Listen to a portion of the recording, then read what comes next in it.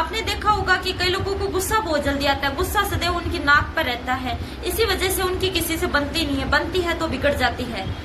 तो इस गुस्से के पीछे का रीजन क्या है? इसके विपरीत मैं बात करूं तो कई लोगों में प्रेम की भावना बहुत ज्यादा होती है, और इसके विपरीत मैं बात करूं तो कई लोगों में प्रेम के बाद में उनका ब्रेकअप हो जाता है, तो वो फिर है वो दुख में डूबे रहते हैं, सैड स्टोरी वगैरह लगाते हैं, सैड सॉन्ग सुनते हैं, किसी से मिलना जुलना सबसे बंद कर देते हैं। इसके आगे हम बात करें तो कई लोगों में जलन की भावना बहुत ज्यादा होती है, जिसे बोलते हैं ईर्ष्या। जलन की भावना बहुत ज्यादा होती है, एक दूसरे से जलते बहुत है, ठीक है। किसी चीज की उत्सुकता होना, जिज्ञासा, जानने की इच्छा होना, काम वासना होना, तो ये सारी नफरत होना, किसी से नफरत होना, तो ये सारी जो दुख है, सुख है, प्रेम है और जो जलन है, ईर्ष्या है, ये सारी चीजें क्या है आखिर? तो ये इनके लिए में साइकोलॉजी में एक शब्द है जिसको वो हम बोलते हैं संवेग, और हिंदी में बोलते हैं हम इसे भाव, और इंग्लिश में हम बोलते हैं फीलिंग। तो ये जो भी है, दुख हो, प्रेम हो, ईर्ष्या हो, जलन हो, जिज्ञासा हो, तो ये सारे क्या होते हैं? ये होते हैं संवेग। और जो संवेग होते हैं वो हमारे होते हैं आक्रामक एवं असंतुलित।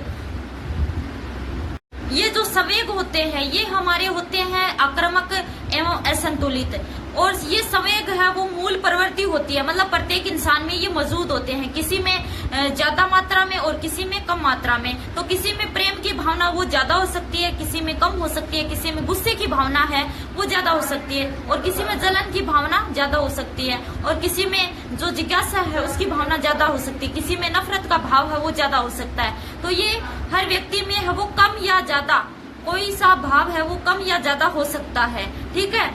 तो ये जो हमारे संवेग होते हैं वो तीव्र एवं असंतुलित होते हैं और आक्रामक होते हैं, ठीक है। तो जो संवेग होते हैं वो 13 से लेकर 20 वर्ष की अवस्था तक सबसे ज्यादा है वो असंतुलित और आक्रामक होते हैं, मतलब कि हम अपना चाहकर भी कंट्रोल नहीं कर पाते हैं इन पर, ठीक है। तो यानी कि जो अपना किशोरावस्था का टाइम पीरियड होता है 13 से 20 वर्ष तक, इस अवस्था में हम अपने आप पर नियंत्रित नहीं कर पाते हैं, हम खुद को कंट्रोल नहीं कर पाते हैं। हमें चाहे गुस्सा आए, प्रेम आए, चाहे कुछ भी काम वासना हो, हम इन पर कंट्रोल नहीं कर पाते खुद का। लेकिन जब हम परिपक्वता की ओर बढ़ते हैं, मतलब कि हम युवावस्था की तरफ जाते हैं, तो ये हमारे अंदर है वो हम इन पर बैलेंस करना है वो सीख लेते हैं, और संतुलित व्यक्तित्व का के धनी है वो बन जाते हैं।